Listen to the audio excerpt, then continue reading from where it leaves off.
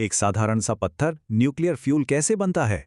चलिए इस बेहद खतरनाक और जटिल सफर को मिलकर समझते हैं। मूंगफली जितना छोटा यूरेनियम पैलेट 1800 पाउंड कोयले जितनी ऊर्जा देता है। ये साल भर घरों को रोशन कर सकता है। इस साधारण सी दिखने वाली धातु में इतनी खौफनाक ताकत छिपी है, ये राज समझने में सदियों लग गए। प्रकृति का खेल देखिए। 99% से ज्यादा प्राकृतिक यूरेनियम तुरंत ऊर्जा पैदा करने के लिए बिल्कुल बेकार होता है। ऊर्जा बनाने के लिए इसमें दुर्लभ U-235 की मात्रा को आर्टिफिशियली बढ़ाना पड़ता है।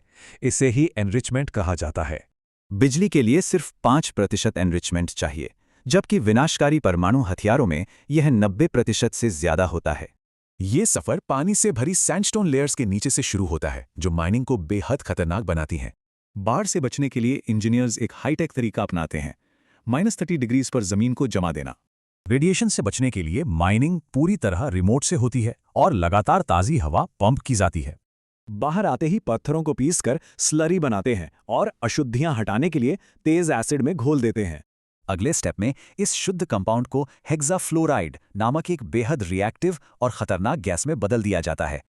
अब ये गैस हाइपर फास्ट सेंट्रीफ्यूज मशीनों में जाती है, जो हर मिनट हजारों चक्कर की खौफनाक रफ्तार से घूमती हैं। यहाँ फिजिक्स कमाल दिखाती है। भारी आइसोटोप्स बाहर फेंके जाते हैं और हल्के U-235 सेंटर में जमा होने लगते हैं। सही कॉन्सेंट्रेशन हासिल करने के लिए इस बारीक सेपरेशन प्रोसेस को हजारों बार लगातार रिपीट करना पड़ता है। एनरिच्ड गैस को वापस पाउडर बनाकर छोटे पैलेट्स में दबाते हैं और 24 घंटे तक तेज आग में पकाते हैं। रोबोटिक आर्म्स इन पैलेट्स को खास जिरकोनियम ट्यूब्स में सील करते हैं, जो रिएक्टर की भयंकर गर्मी झेल सकती हैं। ये ट्यूब्स फ्यूल रॉड्स बन जाती हैं, जिन्हें रिएक्टर के लिए बड़ी असेंबली में बंडल कर दिया जाता है। कोर के अंदर न्यूट्रॉन एटम्स को तोड़ते हैं, जिससे कंट्रोल्ड चेन रिएक्शन के जरिए भारी मात्रा में गर्मी निकलती है।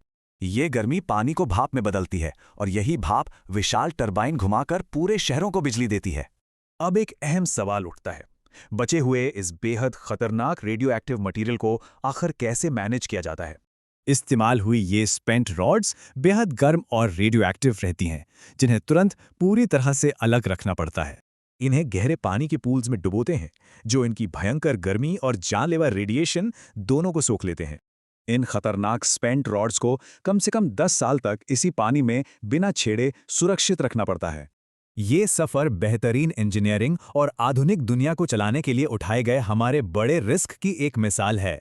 आखिर और कौन सी अदृश्य खतरनाक ताकतें हैं जो हमारी मॉडर्न दुनिया को हर दिन चुपचाप चला रही हैं?